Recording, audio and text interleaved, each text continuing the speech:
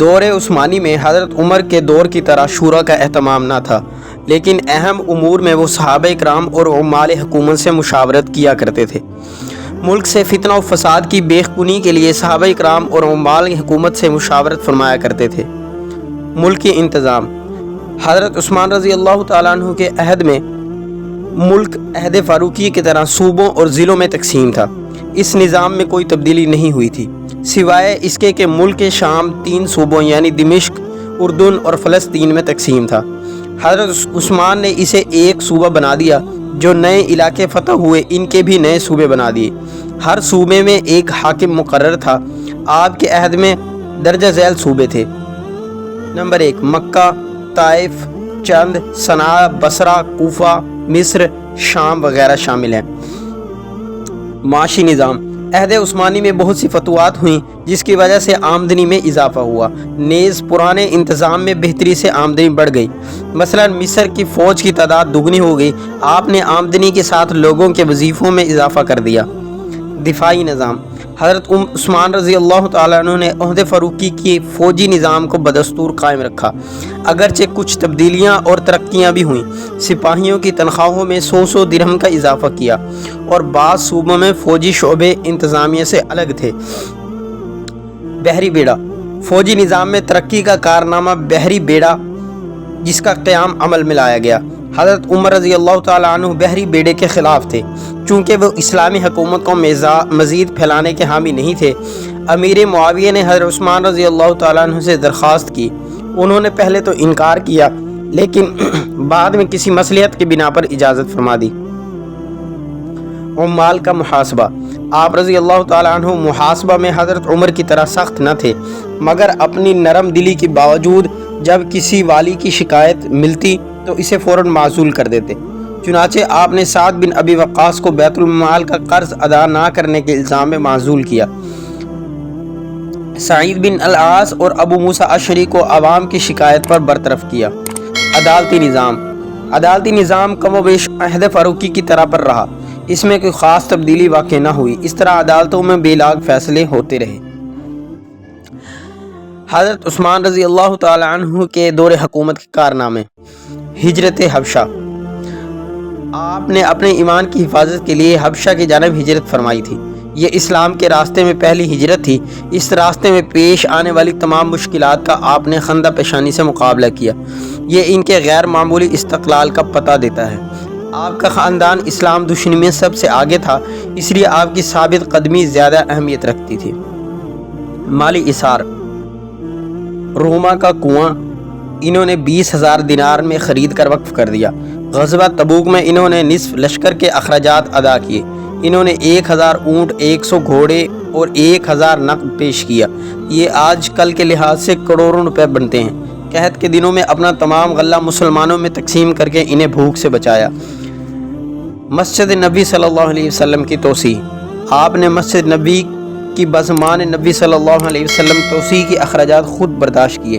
اس طرح مسلمانوں کے لیے بڑی آسانی پیدا ہو گئی، اور یہ ان کی بڑی نیکی تھی۔ آپ کے کارناموں میں یہ ایک بہت بڑا کارنامہ ہے۔ غزوات میں شرکت: آپ نے غزوہ بدر کے علاوہ تمام غزوات میں شرکت کی۔ غزوہ بدر کے مال غنیمت میں سے آپ صلی اللہ علیہ وسلم نے انہیں حصہ دیا، کیونکہ آپ اپنی بیوی حضرت رقیہ بنت رسول صلی اللہ علیہ وسلم کی تیمارداری کر رہے تھے۔ اس لیے تمام مورخین نے آپ کو بالاتفاق بدری صحابی قرار دیا۔ کاتب وحی: آپ کو نبی صلی اللہ علیہ وسلم کے کاتب وحی ہونے کا شرف بھی حاصل ہے۔ آپ 40 کاتبین وحی میں سے ایک تھے۔ یہ بہت بڑا شرف تھا۔ اس کے ساتھ ساتھ آپ حافظ قرآن بھی تھے۔ ذوالنورین: آپ رضی اللہ تعالیٰ عنہ کو نبی صلی اللہ علیہ وسلم نے 2 بار شرف دامادی بخشی۔ حضرت رقیہ اور حضرت ام کلثوم آپ کے نکاح میں آئیں، اس لیے آپ ذوالنورین کہلائے۔ اس شرف میں ان کا کوئی شریک نہیں۔ بعد از خلافت کارنامے: فتوحات: آپ رضی اللہ تعالیٰ عنہ کے زمانے میں بکثرت فتوحات ہوئیں۔ اسلام بر اعظم ایشیا کے علاوہ افریقہ میں داخل ہو گیا۔ طرابلس، تیونس، الجزائر، مراکش اور قبرص آپ کے زمانے میں فتح ہوئے۔ اس کے علاوہ اندلس پر بھی آپ نے اپنی فتح کے جھنڈے گاڑے۔ اس طرح ان کے دور میں اسلام یورپ، ایشیا اور افریقہ تک پھیل گیا۔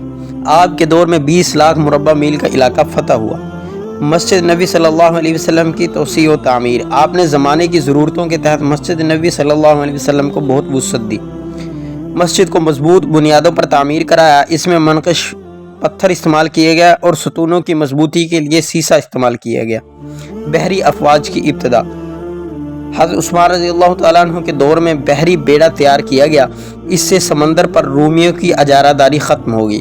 اس طرح آہستہ آہستہ مسلمان سب سے بڑی بحری قوت بن گئے۔ مدینہ کے سیلاب سے حفاظت۔ حضرت عثمان نے مدینہ منورہ کو خیبر کی جانب سے سیلاب کے خطرے کے پیش نظر بند محروز تیار کروایا۔ اس کے علاوہ نہر کھدوا کر اس کا رخ مدینہ کی طرف موڑ دیا۔ اس سے مدینہ ہمیشہ کے لیے سیلاب کے خطرے سے محفوظ ہو گیا۔ حفاظت قرآن۔ قرآن مجید اگرچہ دور ابو بکر میں ہی جمع ہو گیا تھا، لیکن حضرت عمر رضی اللہ تعالیٰ عنہ کے زمانے میں سلطنت کی حدود بہت وسیع ہو گئیں اور اس میں بے شمار زبانوں کے حامل لوگ رہتے تھے، اس لیے قراءت قرآن میں اختلاف ہوا۔ آپ نے اس کا سدباب کرنے کے لیے مسلمانوں کو قریش کی قراءت پر جمع کیا۔ آپ نے مصحف قرآن حضرت حفصہ رضی اللہ تعالیٰ عنہ سے منگوایا اور اس کی نقلیں پورے ممالک محروسہ میں بھیج دیں اور دوسری قراءت پر لکھے ہوئے نسخے تلف کروا دیے۔ آپ کی اس کوشش سے عالم اسلام قراءت کے اختلاف سے ہمیشہ کے لیے محفوظ ہو گیا۔ زہد و تقوی۔ آپ رضی اللہ تعالیٰ عنہ بہت پرہیزگار انسان تھے، رات کو جاگنے والے تھے، قرآن کے حافظ تھے، اس لیے تلاوت کرتے تھے، تہجد کے لیے خود پانی لیتے، کسی خادم کو تکلیف نہ دیتے، اگر کوئی توجہ دلاتا تو فرماتے نہیں، رات ان کے لیے بھی ہے جس سے وہ آرام کرتے ہیں۔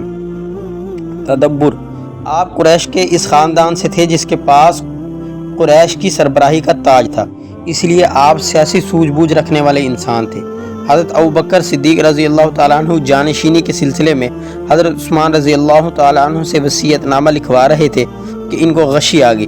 حضرت عثمان نے حضرت عمر کا نام لکھ دیا۔ حضرت ابوبکر کو ہوش آیا تو انہوں نے سنا تو بے اختیار اللہ اکبر پکار اٹھے۔